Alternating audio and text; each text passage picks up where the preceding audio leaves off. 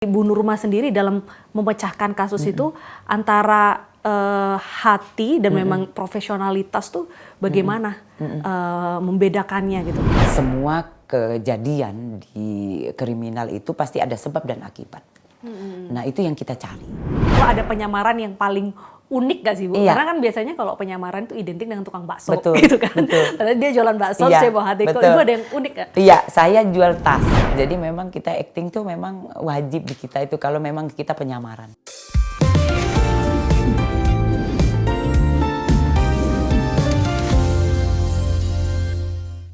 Hello, welcome back to Perspective with Bernadetta Ginting. Dan hari ini sudah hadir salah satu narasumber yang cukup inspiring karena saya selalu punya kebanggaan tersendiri ketika ada perempuan yang dia berhasil berkiprah atau berkarir di ranah yang biasanya itu identik dengan maskulin ataupun juga pria, perempuan sih. Oke, sudah hadir di studio Perspektif Kompol Nurma Dewi.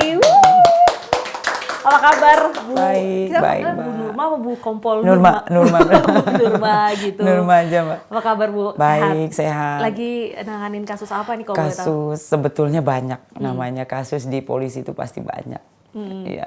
Ya semuanya pasti kita bisa tangani lah, mudah-mudahan. Yang lagi trending lah ibarat itu pelaporan-pelaporan itu biasanya case apa? Biasanya penipuan. Oke. Penipuan yang jelas itu ada di internet yang menawarkan berbagai macam hal-hal yang menggiurkan, yang jelas pasti ada bujuk rayu. Oleh karena itulah makanya disebut penipuan. Ya, jadi mungkin itu pembelajaran juga buat kita tidak tergiur untuk bujuk rayu yang menjanjikan hal untuk keuntungan yang lebih banyak. Itu pasti. Tapi kalau case-case penipuan gitu biasanya memang agak sulit ya untuk diselesaikan atau gimana Bu? Iya, sebetulnya semuanya jika memang ada barang buktinya, kemudian jelas orangnya atau pelakunya, pasti cepat diselesaikan gitu. Oke. Bu Nurma, aku sedikit kepo sebenarnya gitu kalau ngelihat rekam jejak Ibu yang dulu sempat di Jakarta Selatan ya betul. sebagai juru bicara, Ya. lalu juga sekarang jadi Kapolsek Jagakarsa gitu. Ya. Dari kecil tuh emang cita-citanya polisi atau apa yang membuat tertarik jadi polisi? Iya, sebetulnya saya dari kecil itu pengennya jadi guru. Kebetulan kita kakak-kakak saya semuanya jadi guru. Oke. Nah jadi saya ngelihatnya oh enak ya jadi guru bisa ngajarin orang, terus jadi pinter. Nah pun saya diajarin sama kakak-kakak saya itu sendiri gitu. Jadi kakak saya setiap malam ngajarin saya gitu. Nah akhirnya pinter kan. Kemudian kakak saya satunya diajar. Nah itu yang jadi sebetulnya kepengennya saya jadi guru. Kalau tiba-tiba jadi polisi? Ya, Itu kemudian jadi polisi itu saya lihat di tetangga saya. Jadi dia perempuan juga polisi, polwan. Oh, polwan. Nah, kemudian dia gatur lalin. Nah, itu sebetulnya yang jadi kok enak ya. Itu iya betul. Jadi setiap saya pulang sekolah, pergi sekolah, pagi-pagi kan gatur lalin tuh. Ya, nah enak juga ya kok bisa bantu orang. Nah itu sebetulnya yang menjadi pemikiran waktu saya masih SMP, kemudian SMA. Nah tiba-tiba ya memang ada jalannya, saya jadi polisi juga gitu. Oke, itu waktu pertama kali bilang ke keluarga kalau orang tua mau jadi polisi langsung disetujuin? Ya kalau kebetulan keluarga saya apapun itu yang penting baik. Memang didukung Mbak. Pendidikan berapa lama Bu Nurma? Waktu itu kita 1 tahun. Oh, 1 tahun. 1 tahun di Sepolwan. Oke. Iya. Kalau latihan sebagai polisi wanita dengan polisi pria pada umumnya, betul. itu biasanya dapat ini nggak sih kayak diskon, kalau lari 10 kilo, terus yang perempuan 5 kilo Enggak ada. Nggak ada. Jadi kita kalau lari, jadi kalau misalnya di Sepolwan itu memang perempuan semua. Itu pasti jelas ya. Jadi lari 10 keliling ya 10 keliling. Tapi setelah kita perwira, itu kan pasti ada antara laki-laki dan perempuan. Itu dicampur ya? Dicampur. Okay. Jadi kita perempuannya hanya 100, kemudian laki-lakinya 300. Nah itu jadi satu. Jadi setiap satu peleton itu ada 30. 30 itu kita ada misalnya kita itu ada 5 dan 6 gitu. Nah itu harus sama. Tidak ada yang bisa tinggal.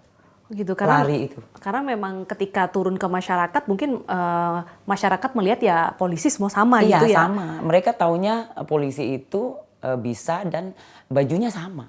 Gitu. Gitu. Jadi kita memang harus sama. Waktu latihan pernah dapat hukuman terberat apa?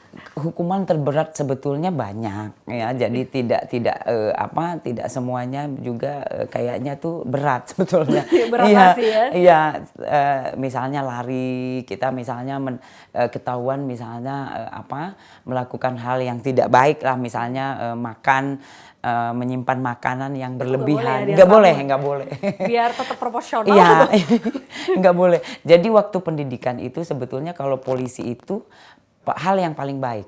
Jadi semua dijaga makanan, kemudian perilakunya semua. Jadi misalnya biasa kita malam keluar atau memang hal-hal yang mungkin tidak baik atau ya misalnya keluar malam itu kan tidak baik ya.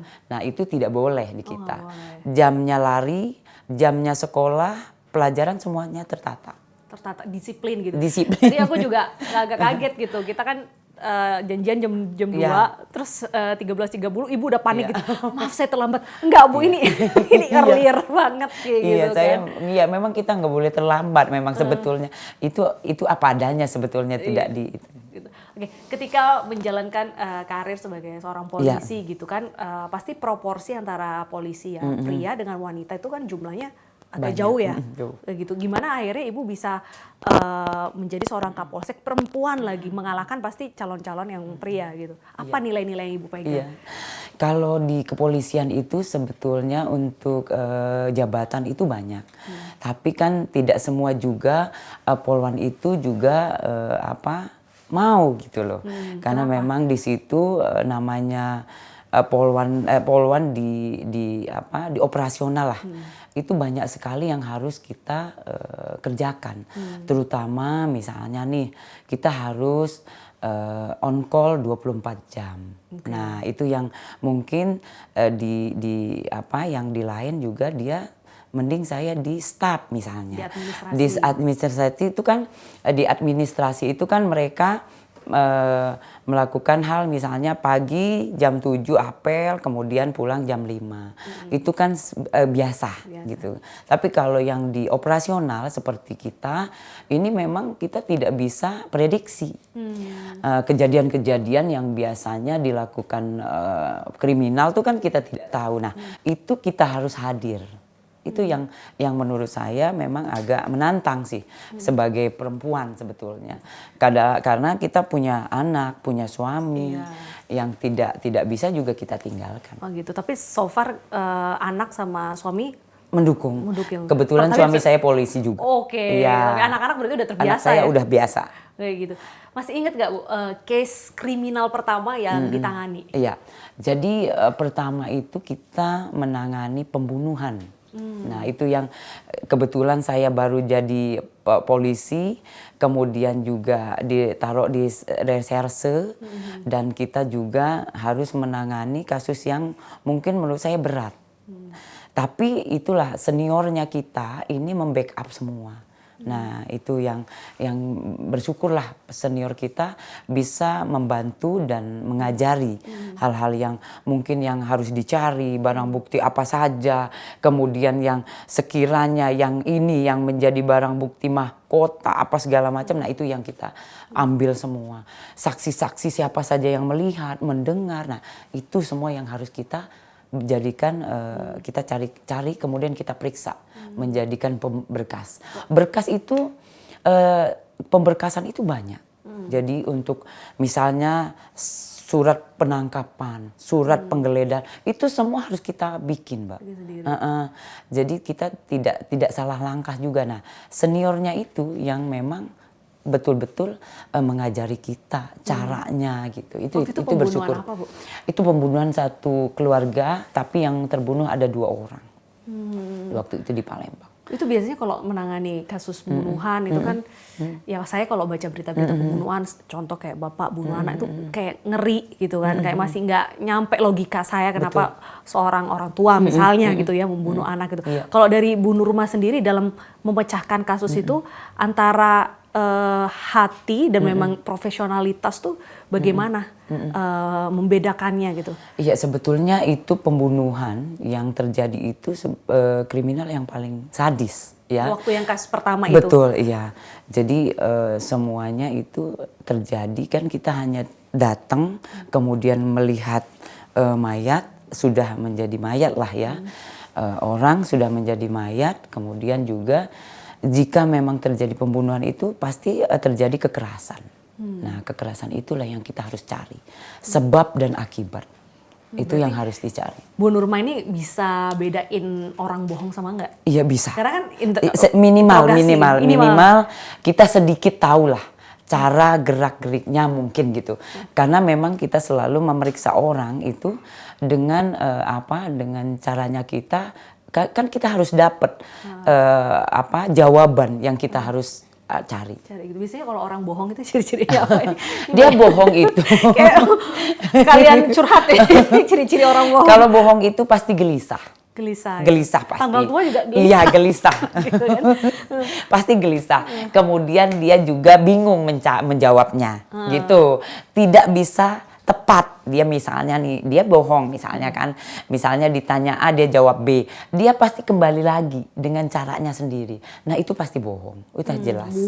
Muter aja, udah muter. Itu bohong. Tapi pernah nggak ketemu orang yang dia bohongnya udah kelas kakap? Ya, jadi betul. dia benar-benar mungkin sudah paham. Sudah paham itu. Nah, itu sudah memang itu udah profesi sih ya menurut saya.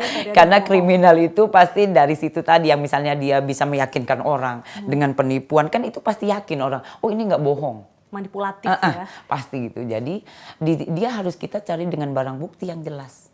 Dia tidak bisa ngaku sampai mati pun dia nggak ngaku. Itu ada banyak sekali. Banyak sekali, tapi yang kita harus cari ini dengan barang bukti tentunya. Dengan bukti, nah kan ini, nah baru dia nggak bisa ngomong apa-apa. Gitu. Pokoknya dibenturin dengan barang harus ada barang bukti. Itu tapi kadang barang bukti pun itu udah dibuang. Iya, kalau kayak gitu. Dibuang dan dengan serapi mungkin dia buang. Itu memang pelakunya memang begitu. Yang itu bisa kena pasal berencana biasanya karena dia udah mempersiapkan itu dengan rapi. Betul. Tapi kalau balik lagi ke kasus pembunuhan, itu yang melatar belakangi orang biasanya membunuh tuh selain emosi ya. Biasanya orang kan alasannya ya gelap mata. Betul. Gitu. Tapi saya dorongan apa sih biasanya? Iya, sebetulnya itu emosi itu sesaat ya. Jadi kalau itu pembunuhan itu mereka misal nih pembunuhan itu mereka pengen menguasain barang. Nah ini biasanya dia bagaimana caranya dia mengambil barang itu dengan tidak memikirkan ini orang ini hidup atau mati. Maruk lah ya, duniawi berarti dia sudah gelap dunia. Nah setelah itu dia kalau memang dia sudah pelaku itu dia sudah tinggal saja. Tidak berpikir ini mau gimana, tidak dipikirkan gitu. Yang penting dia sudah dapat apa yang diambil, kemudian dia pergi. Dari sekian banyak kasus yang Bu Nurma jalani itu mayoritas kriminalitas ya? Kriminalitas itu. Ada nggak sih kasus-kasus yang ibu tuh mungkin sampai atasan Bu Nurma jangan tangani deh, ini bahaya karena Bu Nurma perempuan. Pernah nggak ada kayak gitu? Itu waktu itu kita menangani narkoba, jadi kita menangani ganja 5 ton waktu itu. Jadi di Palembang kebetulan saya yang harus masuk. Jadi saya yang harus masuk. Waktu itu bertugas di Palembang. Oh, di Palembang. Di Palembang. Nah, jadi waktu itu saya di judi sila namanya. Jadi judi dan sila. Nah, itu kita harus masuk, kemudian saya yang masuk duluan. Nah, tapi waktu itu tidak terpikir juga sih saya ini bahaya atau tidak karena memang saya sudah di backup sama senior saya. Saya masuk, kemudian saya udah lihat. Kita kan sebelum ini kan pasti mapping. Kita mapping, kemudian kita gambar, kita harus jelas ini di mana tempatnya, kita masuk dari mana, naik dari mana. Itu harus jelas, ya kan? Karena tidak gegabah, karena memang itu paling besar. Ya, jadi kita harus masuk di situ. Nah, di situ ada tangga, kemudian ada pintu. Dia kan berapa lapis karena memang mereka sudah simpan itu barang bukan barang yang biasa kan. Gitu.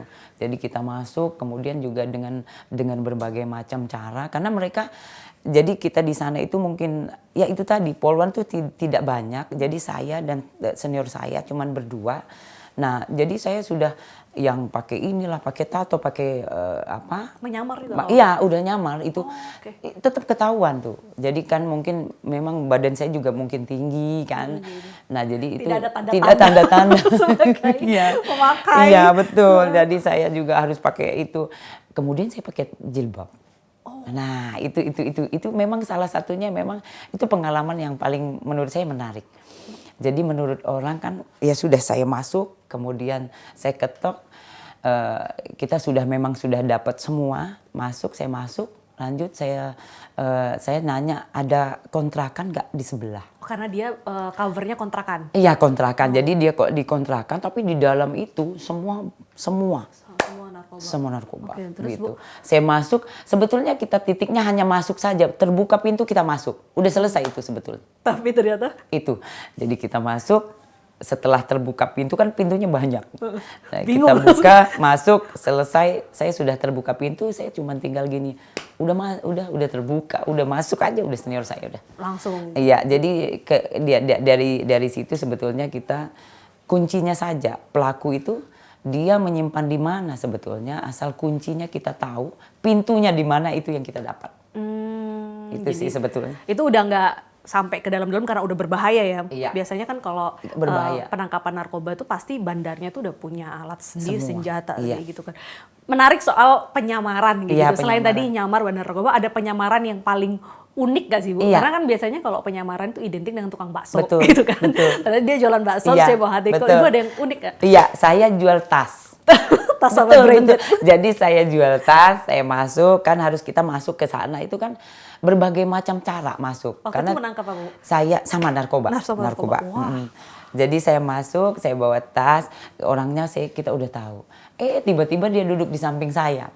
Dia pakai topi. Saya udah deg-degan, aduh gimana nih orang ngambilnya gimana kan. Sedangkan senior saya di belakang. Padahal senior saya udah bilang, nah, itu gitu Itu. kan. Itu orangnya, iya. Saya bilang, Pak ini saya jual tas Pak, saya udah dari tadi, saya udah nggak laku-laku Pak. Belajar tas acting. saya, iya tas saya nih Pak, gimana ya Pak, ini kok bisa. Itu saya sebenarnya terenyuh Bu. Jadi gini, dia beli gitu loh. Itu yang saya mikir, aduh ya Allah, saya kasihan juga kan. Padahal dia TO-nya kita gitu. Itu tuh dia bandar berarti? Dia bandar. Dia bukan kurir biasa. Oh gitu. Dia pakai topi kan pas itu, ini berapa kata dia gini. Padahal tas kita jelek, maksudnya emang kita itu tas-tas itu kan cuman buat ini kapal saja gitu, buat masuk gitu. Masuk kita terus dia ini kita beli itu pas di warung kopi gitu, masuk saya. Kakak senior saya juga udah sama juga, dia bawa tas juga. Kita berdua masuk. Kita berdua jual tas. Jadi memang kita acting tuh memang wajib di kita itu kalau memang kita penyamaran. Tapi itu ada kelasnya khusus nggak? Nggak Ya, ada ya, apa nggak otodidak ada. aja? Otodidak. Banyak nonton sinetron. Iya, otodidak. Memang semuanya kita cuman satu target, kemudian kita harus dapat target itu. Gimana caranya kita bisa dapat target itu? Begitu jualan tas, jadi hati-hati ini mungkin. Iya, enggak Ada benar, itu penyamaran. emang betul. Jadi semua kita misalnya memang harus kita dapatkan pelakunya, kita harus memang dari mulai kita beberapa hari biasanya kita ngintai. Gitu. Jualan tas waktu itu berapa lama? Berapa? 2 hari. Tapi ada yang laku ya? Ada banyak lakunya. Lucu. Iya, kebetulan kan memang mungkin dia suka tuh kan dengan tasnya, warnanya dan apanya gitu. Tapi tadi menarik juga ketika Ibu bilang Ibu terenyuh karena mungkin dia membeli tas Baik. itu gitu. Berarti kan Ibu sebenarnya dalam menangkap penjahat itu pasti ada negosiasi gitu. Oh, iya. Itu gimana caranya bernegosiasi dengan para pelaku tapi kita tuh sebenarnya mungkin iba alasan dia melakukan kejahatan itu kan sebenarnya beragam. Ada yang mungkin ya tadi emosi, gelap mata, tapi mungkin ada yang terdesak karena dia mungkin ditindas atau ekonomi. Nah itu gimana membedakannya itu, menetralkan? Kalau kita sebetulnya di kepolisian itu jika memang ada kriminal, yang jelas kita harus misalnya ada pelakunya kita harus ambil dulu, kita amankan dulu, kita tangkap dulu, kemudian kita periksa. Nah, sebab pasti ada akibat. Nah itu, jadi semua kejadian di kriminal itu pasti ada sebab dan akibat. Nah itu yang kita cari. Gitu. Nih misalnya nih dia melakukan misalnya pencurian. Pencurian itu dia lakukan untuk apa? Misalnya dia melakukan itu untuk minum-minuman atau untuk melakukan hal yang tidak baik. Nah, kan berarti itu kan sangat kasihan ya. Maksudnya memang tidak baik. Tapi kalau misalnya buat makan dan lain-lain, itu pun sebetulnya kita kan kasihan juga. Tapi yang jelas itu kriminal. Itu tidak diperbolehkan. Nah, gitu loh. Jadi semua kejadian-kejadian yang dilakukan dengan kasus yang kriminal, kejahatan, itu ya tidak diperbolehkan, jelas. Gitu. Siapa ibaratnya terduga pelaku yang menurut ibu itu paling ibu agak susah menghadapi, misal anak-anak gitu, anak-anak di bawah umur itu kan mungkin ada challenge tertentu atau mungkin nenek-nenek gitu. Betul, nenek-nenek, betul. Siapa bu yang paling? Kalau yang paling susah sebetulnya kalau orang tua itu paling nggak susah, apalagi udah nenek-nenek misalnya. Paling kita cuman kasihan kan gitu. Tapi tetap aja sudah melakukan hal yang itu kan dia udah lama hidupnya gitu kan. Tapi kalau anak kecil, nah itu yang kita kadang kasihan. Karena kasihannya dia kan pasti dia tidak sekolah, kemudian dia juga pasti nangis. Nah itu nangis, takut. Nah itu. Padahal dia bilang enggak soalnya aku ini aja, cuman begini aja, ini begini aja. Nah padahal yang dilakukan itu fatal. Kalau misalnya yang kita pernah lihat waktu kasus dia membunuh bapak, nenek, ibunya hampir terbunuh kan. Nah itu dia bilang ini cuman saya menyelesaikan ini saja bu. Lah kan meninggal, dia tidak mengerti ini meninggal atau tidak, dia nggak paham. Iya, itulah anak-anak bu. Anak-anak itu yang paling kita paling miris sebenarnya. Apalagi sebagai seorang perempuan dan ibu gitu kan. Iya, betul. Oke, nah kalau tadi kan memang bandar narkoba, tapi kalau penanganan kasus yang melibatkan massa dalam kerumunan besar tuh biasanya polisi perempuan itu dia posisinya bagaimana? Iya. Kalau kayak demo gitu? Jadi kita negosiator namanya. Jadi kita negosiator. Ini saya biasanya sama anggota kita ini pertama di depan. Jadi misalnya di KPK tuh ya biasanya kan banyak sekali tuh. Jadi kita di selatan itu ditugaskan misalnya nih memang untuk banyak orang tuh paling 10-20. Nah kita di depan dulu. Setelah tidak bisa ditangani oleh kita bernego nih. Udah jangan deh. Udahlah janganlah. Ya biasalah kan. Ya udah kita tidak bisa tangani dengan bernego. Ya sudah kita lepas. Kita mundur ke belakang, datang yang dalmas. Oh, gitu. Oke. Tapi tetap kalau untuk seperti pengamanan kerusuhan itu tetap yang cowok tetap. Polisi wanita itu bagian kita cuma negosiator, tapi kita terdepan. Jadi pertama kejadian pasti kita, gitu yang ke depannya itu pasti kita yang pertama untuk bernego. Pernah nggak sih Bu dalam bekerja gitu, Ibu tuh kayak capek banget ini udah kayak banyak orang berkarir tuh wah ini mentok nih saya udah lelah banget gitu, tapi akhirnya Ibu tetap kembali lagi bekerja, itu biasanya apa yang membuat Ibu untuk tidak pernah lelah? Kalau saya sebetulnya namanya manusia itu pasti ada capek, lelah dan lain-lain. Tapi kalau di diri saya sendiri pribadi itu saya berpikir ini adalah pekerjaan saya. Saya tidak merasa itu satu yang bikin capek saya. Jadi semua itu saya nikmatin. Betul, saya nikmatin dari pertama saya masuk Polwan, jadi polisi wanita itu sampai sekarang saya nikmatin. Gitu. Jadi saya merasa ini adalah hidup saya. Saya tidak bisa berlari dari hidup saya ini. Kemudian saya juga merasa ini bisa bantu orang loh. Gitu. Iya, karena kalau untuk menjadi polisi kan memang pengabdian. Betul, ya. Jadi kalau memang hatinya tidak memiliki nurani mengabdi, melayani itu juga susah. Susah, gitu. betul. Tapi kalau dalam keseharian gitu kan, Ibu kan terkenal tegas, nangkap bandar narkoba. Kalau ke anak gimana? Ya, sebetulnya hampir sama. Jadi tegas juga. Ke anak saya juga kebetulan anak saya pertama udah tentara. Jadi dia malah dia jadi tentara. Cewek jadi tentara. Cewek jadi tentara. Jadi dia pikir mama ini capek banget ya. Kok mauan sih gitu dia kan. Itu karena melihat Ibu jadi ya, jadi dia selalu saya bawa. Dulu saya bekerja itu saya bawa dia. Anak ke setidaknya pas nggak ada pengasuh, papanya lagi keluar kota juga gitu, saya bawa dia. Yang pertama itu. Saya bawa dia lihat kerjaan saya. Jadi kamu duduk sini ya, Dek. Kemudian kalau misalnya pas saya apel, kamu duduk tinggal di sini dulu ya nak, gitu. Jadi dia liatin tuh, mama jadi polisi tuh capek. Nah pengennya saya dulu memang dia jadi polisi, nak jadi polisi ya nak, gitu maksud saya gitu Oke, kan. oke.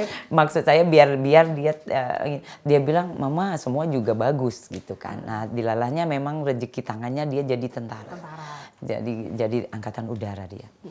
Nah kemudian saya periksa itu dia dengerin tuh gitu. Jadi dia ikut saya. Kemudian ya apa yang saya lakukan, bangun pagi ya bangun pagi dia.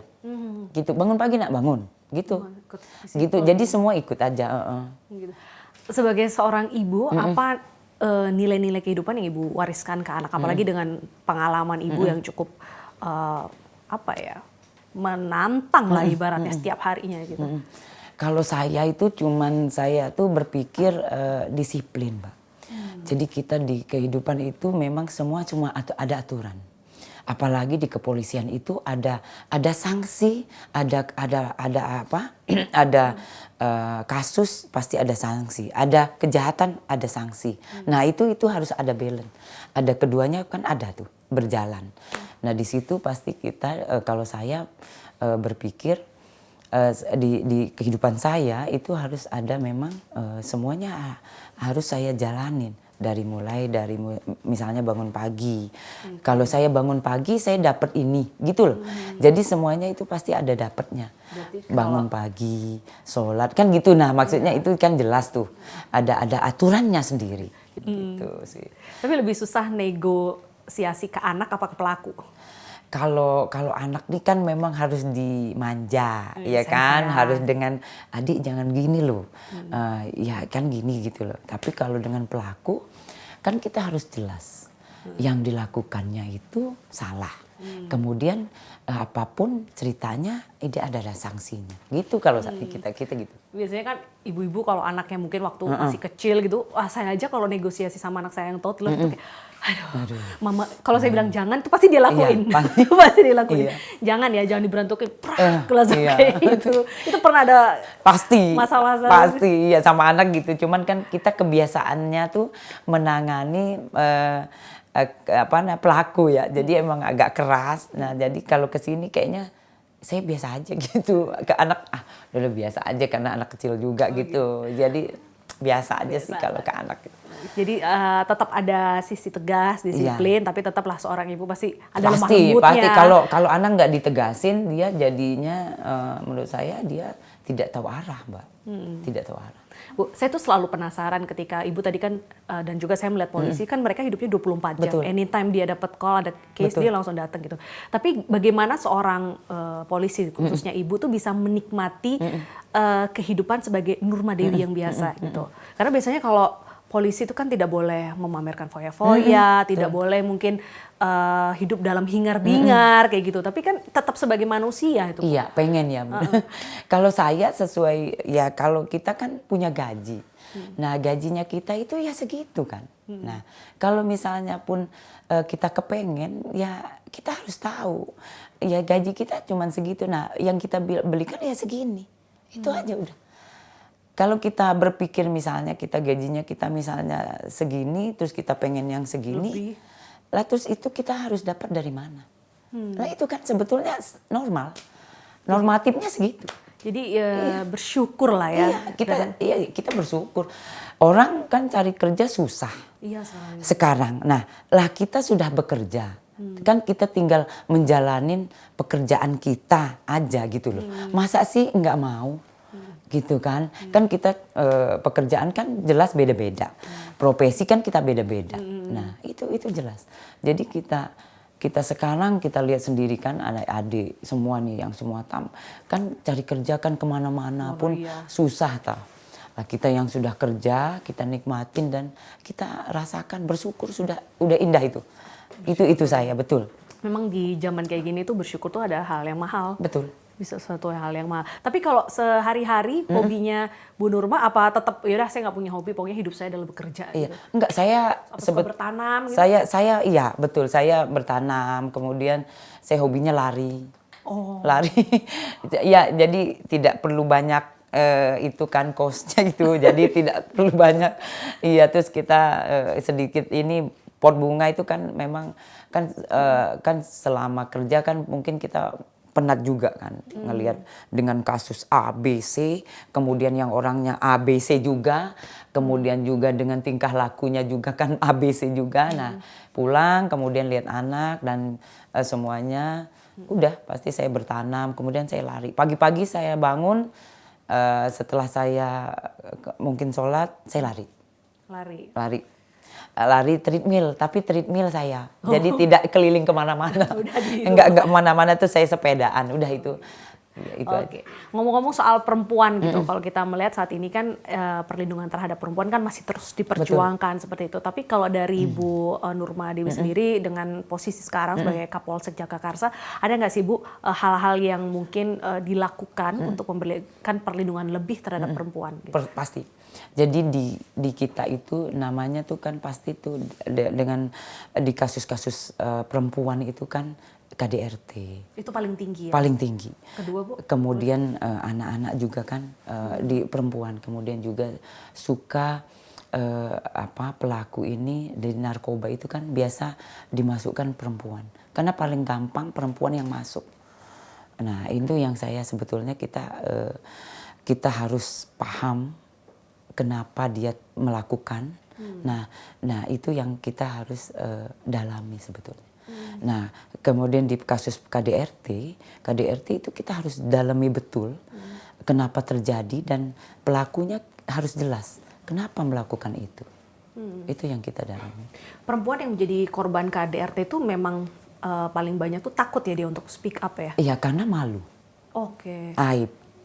Nah, ya, jadi itu satu-satunya biasanya yang dilakukan mereka itu ini adalah aib saya. Mungkin ini takdir saya. Harus saya umbarkah di luar. Nah, yang malu kan dia pikir bukan hanya dia, keluarga besarnya dia gitu dan teman-temannya. Nah, itu yang harus kita perbaiki sebetulnya. Jadi perempuan itu jangan mau ditindas.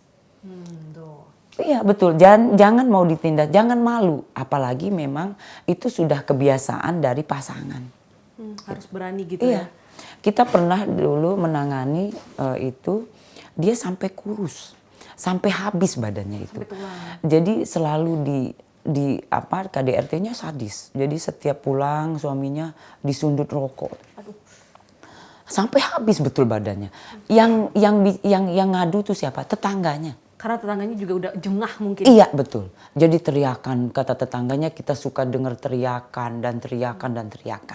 Nah tetangganya sekali hari dia lihat dia buang sampah. Jadi dia udah kurus, kering, langsung. Nah itu yang ngadu itu ke kita itu tetangganya. Kita datengin, oh betul. Ini bukan orang yang taraf yang biasa. Taraf udah di menengah ke atas. Jadi dia pikir saya tidak bekerja Bu. Jadi kalau saya tidak bekerja, saya mau makan apa setelah cerai sama pasangan saya? Ada ketakutan sendiri. Iya, di situ. Jadi dia merasakan itu bertahun-tahun. Iya, banyak kejadian yang menimpa perempuan dan rata-rata takut untuk ngobrol gitu kan. Karena memang satu aib, kemudian malu. Oke, sebenarnya masih mau banyak ya banyak boleh. kasus-kasus yang beragam, tapi kita mau main games dulu di sini. Ini ada fishball, ada beberapa pertanyaan yang kita sudah siapkan. Nanti Bu Nurma bisa ambil, nanti saya yang baca. Jadi biar ada efek kejut. Tenang Bu, ini pertanyaannya. Aduh, saya malah deg-degan di sini. Bukan sebutkan pasal berapa. Siap. Masih hafal nggak Bu pasal-pasal? Masih. Harus hafal malah ya. Hafal. Oke, Bu jawab cepat, nggak boleh mikir. Iya. Apa keputusan tersulit yang pernah Ibu buat dalam tugas? Keputusan tersulit misalnya harus menahan orang. Oh, menahan orang. Gitu mungkin tadi ada rasa tidak tega, tapi ternyata ini kriminal gitu, tetap harus ditegakkan. Kalau nggak orang lain mencontoh. Betul. Mungkin gitu. Oke, 2 pertanyaan lagi Bu. Ada geng. Gitu. Oke, ini agak panjang, jangan-jangan. Aduh, panjang. Oh iya. Saya deg-degan. Jawab cepat, nggak boleh mikir lagi. Kacau deh. Apa arti menjadi perempuan kuat menurut Ibu? Kalau menurut saya perempuan kuat itu dia harus tahu aturan. Oh, oke. Harus tahu apa yang dikerjakan. Itu yang kuat. Jadi dia Tidak boleh lemah. Tidak boleh lemah, apalagi baper, gampang baper, Oh, gampang jangan, galau iya. gitu. Tahan banting lah ibaratnya gitu Iya, ya. kita kan maskulin, katanya Maskulin, orang kalau kan. Ya. maskulin. Iya Kalau kan. yang feminim gimana? Feminim, ya kalau sisi kita memang sebetulnya perempuan feminim, tapi di dalam pekerjaan kepolisian itu tidak bisa feminim, karena kita kan selalu menangani kasus yang kriminal. Kriminal gitu. Tapi dari diri ibu sendiri masih ada dong sisi feminim yang Pasti, mungkin pasti. seperti suka koleksi lipstik warna-warni Oh gitu. pasti, Oh, masih? pasti itu mah pasti. Suka check out nggak? Pasti banget. Pasti itu. Cekot-cekot keranjang kuning. Pasti banget. Oke, terakhir. Apa ini pertanyaannya? Ini kayaknya panjang besar. Ini kayaknya boros kertas sih Iya, lebih kayaknya. gitu. Jawab cepat, nggak boleh mikir. Betul. Apa hal kecil yang selalu bikin ibu semangat lagi di tengah pekerjaan yang berat? Hal kecil. Hal kecil apa ya? Itu jika memang ada pelakunya. Jadi itu sebetulnya itu ada titik terang. Jika kita mencari pelakunya, ada titik terang untuk dapatkan pelakunya. Itu semangat betul kita. Jadi itu bisa tidak tidur kita. Karena memikirkan itu terus. Iya, jadi ini misalnya nih ada yang pelakunya dilaporkan ada loh di sana, misalnya di kota A. Nah, itu bisa wah, ini enak nih. Itu yang kita pikirkan. Gimana caranya kita mendapatkan dia? Kita bawa dan kita amankan. Wah, itu indah banget. Ya sih, kadang kalau dapat masalah terus kita udah nggak tidur berhari-hari terus tiba-tiba Iya. gitu langsung kayak Aduh, itu kayaknya ada berlian di situ. Ada berlian di situ. Betul, Tapi betul. pernah nggak sih Bu sampai ke bawah mimpi? Jadi saya tuh sering kadang kalau mau deadline, mau Iya. ngejar target gitu, kadang tuh saya mimpi. Iya, Ya, pasti. Terus kadang suka ngigo gitu. Iya, kan. Ibu pernah nggak kasusnya sampai ke bawah Iya, mimpi? jadi kalau kita itu biasanya tidur sebentar terus ya ke bawah mimpi, wah dapet nih gitu, di mana gitu. Karena kan memang itu mencari. Kita harus mencari dan mendapatkan. Gitu. Sehari tidur berapa jam, Bu? Ya paling 3-4 jam paling. Jadi saya kita kurang harus gitu. Tapi kan di sela-sela yang kita pas siang kan bisa istirahat tuh, misalnya bisa ngopi, itu kan bisa rileks menurut saya juga. Tim kopi hitam apa Tim kopi kopi susu? hitam. Tim kopi hitam. Wow, biar tetap strong. Strong, kayak gitu. iya. Oke, terakhir Iya, Bu. oke. Mungkin ada pesan untuk perempuan di luar Iya, sana yang bisa Ibu bagikan Iya, gitu. Jadi kalau kita sebagai perempuan itu jika memang di pekerjaan itu kita harus betul-betul maksimal. Jangan tunjukkan itu kita sebagai perempuan itu dikasihani gitu. Jadi memang perempuan itu memang lemah, tapi di saat kita harus bekerja tunjukkan dedikasinya. Oke, jadi ibaratnya sebagai perempuan tuh kita harus confidence dengan kemampuan kita, Betul. dengan skill kita, Iya. dengan knowledge Betul. kita gitu. Karena kalau kita aja nggak confidence dengan diri sendiri, Iya. bagaimana orang lain bisa percaya sama Betul, kita? iya. Berarti Kita harus betul-betul menjadi perempuan yang kuat. Oke, terima kasih Bu Nurma sudah mampir ke Oke Zone Saya yang Woman. makasih udah berkenan diundang. Tetap semangat, Makasih, Bu. berkiprah dan mengabdi di area yang tadi ya, Betul. yang penuh dengan kriminalitas, lalu juga bandar narkoba. Tetapi Ibu sebagai perempuan bisa berdiri tegak menjadi pemimpin juga kan, mengajarkan leadership. Apa terakhir deh saya penasaran, apa nilai leadership yang Ibu turunkan ke bawahan-bawahan Ibu? Kalau saya ke anggota itu pekerjaan itu harus selesai. Oh. Gitu. Jadi jangan di nanti-nanti kemudian Tunda-tunda. ditunda-tunda, jangan. Jadi pekerjaan itu secepatnya dikerjakan itu lebih baik. Deadliners kayaknya nih kalau jadi Betul. anak buahnya Bu Nurma nih kayaknya Iya, betul. deadliners. Kita kejar itu, harus dikejar. Selesai indah itu. Oke, terima kasih Bu makasih. Nurma. Thank you so much buat Oke Zona dan juga ladies di luar sana. Dan jangan lupa untuk selalu nonton podcast Perspektif setiap hari Sabtu jam 6 sore hanya di YouTube @okezone woman. Bye-bye.